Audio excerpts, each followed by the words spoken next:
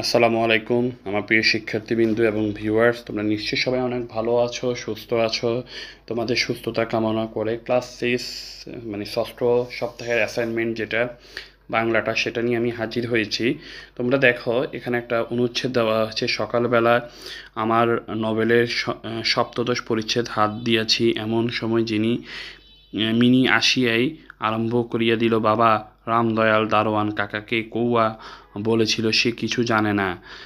না, সে আমার লিখিবার টেবিলের পাশে আমার পায়ের কাছে বসিয়া নিজের দুই হাঁটু এবং হাত লইয়া অতি দ্রুত উচ্চারণে আগডুম বাগডুম খেলিতে আরম্ভ করিয়া দিল। আমার ঘর পথের ধারে ধারে। হঠাৎ মিনি আগডুম বাগডুম খেলা রাখিয়া জানালার ধারে ছুটিয়া গেল এবং চিৎকার করিয়া ডাকিতে লাগিল, কাবুলিওয়ালা ও কাবুলিওয়ালা। এখানে প্রশ্নটা যে কাজটা করতে হবে, এই অনুচ্ছেদের যথাস্থানে তোমাকে বিরাম চিহ্ন বসিয়ে তা চলিত রীতিতে প্রকাশ করতে হবে। তো এই জিনিসটা আসো, তার আগে আমি কথাটা বলতে চাচ্ছি, যারা সাবস্ক্রাইব করো না তারা অবশ্যই সাবস্ক্রাইব করে নিবা। তো উত্তরটা তোমরা খেয়াল করো, আমি সুন্দরভাবে তোমাদেরকে দিয়ে দিয়েছি। দেখো দাড়ি কোথায় আছে, কমা কোথায় আছে।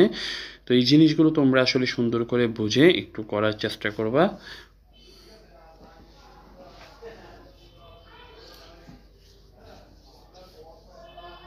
তো খেয়াল রাখবা অবশ্যই যেন তোমার এখানে বানান, দাড়ি, কমা, আমি বারবারে বলতেছি, কোনো কিছু যেন ভুল না হয়। যে এখানে কমা আছে, যেখানে সেমিকোলন আছে, যেখানে কোলন আছে, যেখানে প্রশ্নবোধক আছে, যেখানে